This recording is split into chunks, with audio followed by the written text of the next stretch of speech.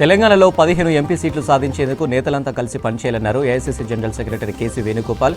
శంషాబాద్ నోబెటలో రాష్ట్ర ముఖ్య నేతలతో సమావేశమైన ఆయన కష్టపడి పనిచేస్తే తెలంగాణలో స్వీప్కు ఛాన్స్ ఉందన్నారు. కొందరు నేతలు అనుకున్నట్లుగా పనిచేయడం లేదని కేసీ వేణుగోపాల్ సీరియస్ అయ్యారు. జిల్లా స్థాయిలో కొందరు చేరికలను బ్రేక్ చేస్తున్నారని చెప్పారు. దేశంలో 20 ఏళ్ల కిందటి చరిత్ర పునరావృతం కాబోతుందన్నారు సీఎం రేవంత్ రెడ్డి. ఈసారి కేంద్రంలో ఇండియా కూటమి విజయం ఖాయమన్నారు. 2004లో షైనింగ్ ఇండియా మేనిఫెస్టోను ఇప్పుడు వికసిత్ భారత్ పేరుతో ప్రయోగం చేసిందని ఆరోపించారు. 10 ఏళ్లుగా అధికారంలో ఉన్న బీజేపీని ప్రజలు తిరస్కరించబోతున్నారని చెప్పారు రేవంత్ రెడ్డి. విద్యుత్ రంగాన్ని నష్టాల్లోకి నెట్టిన కేసీఆర్ చేవెళ్ల సభలో అబద్ధాలు మాట్లాడారన్నారు డిప్యూటీ సీఎం భట్టి విక్రమార్క. యాదాద్రి భద్రాద్రి విద్యుత్ ప్లాంట్లలో అవినీతికి పాల్పడ్డారని ఆరోపించారు. ఖమ్మంలోని డీసీసీ కార్యాలయంలో అంబేద్కర్ చిత్రపటానికి నివాళులర్పించారు భట్టి. మంత్రి తుమ్మల నాగేశ్వరరావు దేశానికి అంబేద్కర్ అద్భుతమైన రాజ్యాంగాన్ని అందించారన్నారు భట్టి విక్రమార్క. ఫోన్ ట్యాపింగ్ వ్యవహారంలో ఎంతటి వారినైనా వదిలిపెట్టే ప్రసక్తే లేదన్నారు మంత్రి పొంగులేటి శ్రీనివాసరెడ్డి. చట్టం ఎవరికి చుట్టం కాదని, తప్పు చేసిన వారికి శిక్ష పడడం ఖాయమన్నారు. ఖమ్మం జిల్లా వైరాలో నియోజకవర్గ స్థాయి ముఖ్య కార్యకర్తల సమావేశంలో పాల్గొన్నారు మంత్రి పొంగులేటి. టికెట్ ఎవరికి ఇచ్చినా కష్టపడి గెలిపించుకుంటామన్నారు. రాష్ట్ర వ్యాప్తంగా అన్ని నియోజకవర్గాల్లో అంబేద్కర్ నాలెడ్జ్ సెంటర్లు ఏర్పాటు చేసేందుకు కృషి చేస్తున్నామన్నారు మంత్రి శ్రీధర్ బాబు. పెద్దపల్లి జిల్లా మంథనిలో బాబాసాహెబ్ అంబేద్కర్ జయంతి సందర్భంగా ఆయన విగ్రహానికి పూలమాలలు వేసి నివాళులర్పించారు. కొన్ని పార్టీలు తమకు అనుకూలంగా రాజ్యాంగంలో మార్పులు చేయాలని చూస్తున్నాయన్నారు శ్రీధర్ బాబు.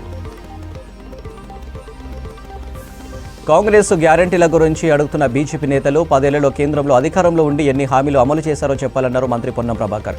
విభజన హామీలు అమలు చేయడంలో బీజేపీ ప్రభుత్వం విఫలమైందన్నారు. బీజేపీ విధానాలపై కరీంనగర్ ఇందిరాభవన్లో దీక్ష చేశారు పొన్నం ప్రభాకర్. రాముని ఫోటో పెట్టుకుని బీజేపీ రాజకీయం చేస్తుందని విమర్శించారు. యువత, మహిళలు, రైతుల కోసమే బీజేపీ సంకల్ప పత్రం తయారు చేశామన్నారు కేంద్ర మంత్రి BJP state chief Kishan Reddy. రానున్న రోజుల్లో దేశం మరింత అభివృద్ధి చెందుతుందన్నారు. అతిపెద్ద ఆర్థిక వ్యవస్థగా దేశాన్ని తీర్చిదిద్దడమే మోదీ లక్ష్యమన్నారు. బీజేపీకి 400 సీట్లు ఇస్తే మరిన్ని సాహసోపేతమైన నిర్ణయాలు ఉంటాయన్నారు కిషన్ రెడ్డి. అంబేద్కర్ ఆశయాలను, ఆకాంక్షలను అమలు చేస్తుంది ఒక్క బీజేపీ అన్నారు బండి సంజయ్. అంబేద్కర్ను అడుగడుగున అవమానించిన కాంగ్రెస్ పార్టీ ఇప్పుడు సంతాపం తెలుపుతుందని విమర్శించారు. భారతరత్న ఇవ్వకుండా, చట్టసభలో అడుగు పెట్టకుండా కుట్ర చేసి ఓడించిందే కాంగ్రెస్ అని అన్నారు బండి సంజయ్. తీహారు జైల్లో కవితతో ములాఖాత్ అయ్యారు మాజీ మంత్రి కేటీఆర్, ఆమె భర్త అనిల్ కుమార్. జైల్లో కవిత ఆరోగ్య విషయాలు అడిగి తెలుసుకున్నారు. కోర్టు కేసు విషయాలపై ఇరువురు ఆరా తీశారు. లిక్కర్ కేసులో అరెస్ట్ అయిన కవిత ప్రస్తుతం సిబిఐ కస్టడీలో ఉన్నారు. ఆమెను జైల్లోనే ఆఫీసర్స్ విచారిస్తున్నారు. సౌత్ గ్రూప్నులకు ముడుపుల విషయంలో పాటు కీలక విషయాలు రాబడుతున్నారు. లిక్కర్ కేసులో కవిత అసలైన సూత్రధారిగా ఈడీ, సిబిఐ భావిస్తుంది. బెయిల్ ఇవ్వొద్దని ఇప్పటికే న్యాయస్థానాల్లో ఈడీ, సిబిఐ వాదిస్తుంది. ఫోన్ ట్యాపింగ్ వ్యవహారంలో 4 నిందితులను అరెస్టు చేశామన్నారు వెస్ట్ జోన్ డీసీపీ. దర్యాప్తు చట్టపరంగా కొనసాగుతుందన్న అధికారులు ప్రధాన అనుమానితులు పరారులో ఉన్నారని వివరించారు. దర్యాప్తు పురోగతి వివరాలను పత్రికా ప్రకటనలో వివరిస్తామన్నారు. దర్యాప్తుపై ఎఫెక్టివ్ పడేలా మీడియాలో కథనాలు అధికారులే చెప్పినట్లుగా రావడం సరైంది కాదన్నారు.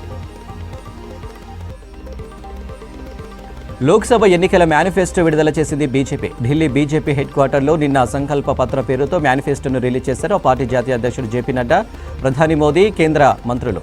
మేనిఫెస్టోలో 14 అంశాలను ప్రస్తావించింది బీజేపీ. విశ్వబంధు, సురక్షిత భారత్, సమృద్ధ భారత్, గ్లోబల్ మ్యానుఫ్యాక్చరింగ్ హబ్గా దేశాన్ని మారుస్తామంటూ మేనిఫెస్టోలో తెలిపింది.